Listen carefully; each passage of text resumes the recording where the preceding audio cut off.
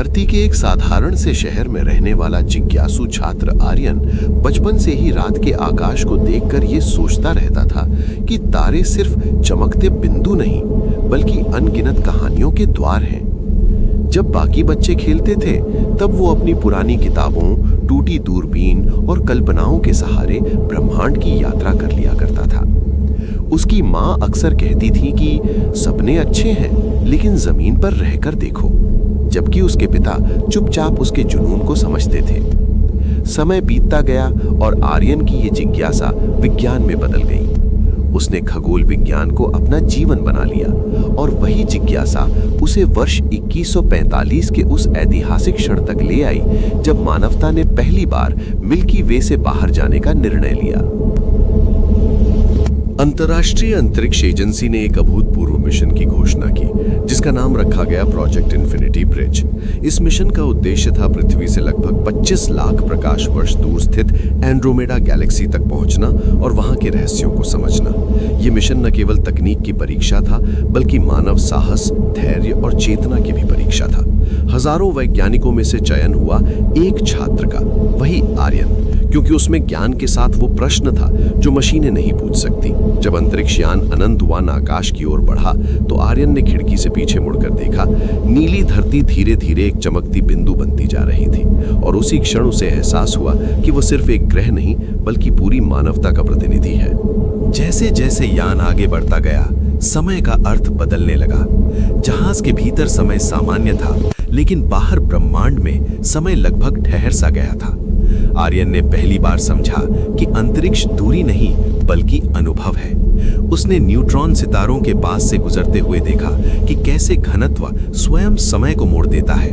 उसने black hole के किनारे से झांकते हुए देखा कि कैसे प्रकाश तक वहां से बचकर निकल नहीं पाता और कैसे एक तारे की मृत्यु सुपरनोवा बनकर नए जीवन के बीज पूरे ब्रह्मांड में बिखेर देती है। यात्रा के दौरान उसने ऐसे क्षेत्र पार किए जहां डार्क मैटर दिखाई नहीं देता लेकिन गैलेक्सियों को थामे रखता है और डार्क एनर्जी जो ब्रह्मांड के विस्तार को नियंत्रित करती है। हर नया दृश्य उसके भीतर डर और आश्चर्य दोनों पैदा करता था। लेकिन उससे भी ज्यादा सवाल। और फिर वो क्षण आया जब दूर क्षितिज पर एंड्रोमेडा गैलेक्सी पहली बार स्पष्ट दिखाई दी। एक विशाल सर्पिल संरचना, अरबों सितारों से भरी हुई, मिल्की वे से भी बड़ी और रहस्यमयी। आर्यन की आंखें नम हो गईं क्योंकि वो किसी तस्वीर को नहीं बल्कि समय की शुरुआत को देख रहा था। यहाँ ग्रहों की संरचना अनोखी थी। उसने एक ऐसे ग्रह को देखा जहाँ आकाश बैंगनी था और बादलों से धातु जैसी वर्षा होती थी। एक ग्रह जहाँ गुरुत्वाकर्षण इतना कम था कि विशाल चट्टानें हवा में तैरती थीं।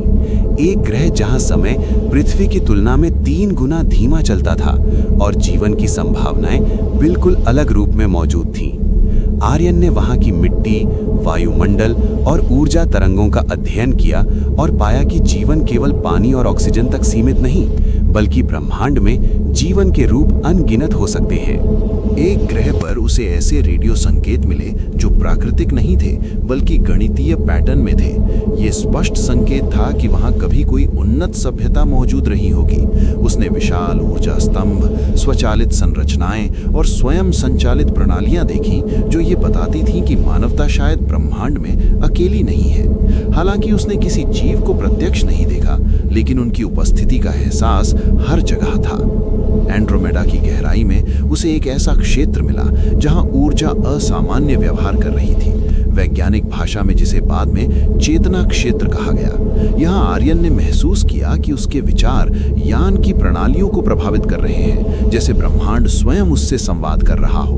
उसे एहसास हुआ कि ब्रह्मांड केवल भौतिक नहीं बल्कि चेतन भी है और मानव चेतना उसी विशाल ब्रह्मांडीय चेतना का एक छोटा सा अंश है। इस खोज ने विज्ञान की परिभाषा ही बदल दी, लेकिन यात्रा केवल खोजों से भरी नहीं थी। एक क्षण ऐसा भी आया जब यान एक विशाल ऊर्जा तूफान में फंस गया। सिस्टम फेल होने लगे, पृथ्वी से संपर्क टूट गया और पहली बार आर्यन ने स्वयं को पूरे ब्रह्मांड में अकेला महसूस किया।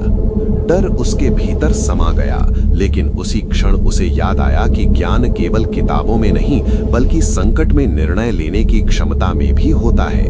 उसने धैर्य रखा, अपने प्रशिक्षण और अंतर्ज्ञान पर भरोसा किया और यान को सुरक्षित निकाल लिया। ये केवल तकनीकी जीत नहीं बल्कि आत्मिक विजय भी थी। अंततः मिशन का समय पूरा हुआ और आर्यन ने वापसी का निर्णय लिया। वापसी की यात्रा में वो लगातार ये सोचता रहा कि वो क्या लेकर लौट रहा है। केवल डेटा नहीं बल्कि एक दृष्टि। जब वो पृथ्वी के करीब पहुंचा तो वही नीली धरती फिर से बड़ी होती दिखाई दी, लेकिन अब उसकी नजर बदल चुकी थी। लौटने के बाद उसने दुनिया को बताया कि ब्रह्मांड सिर्फ विस्तार नहीं बल्कि संभावना है, कि डर ही वो दीवार है जो हमें तारों तक पहुंचने से रोकती है।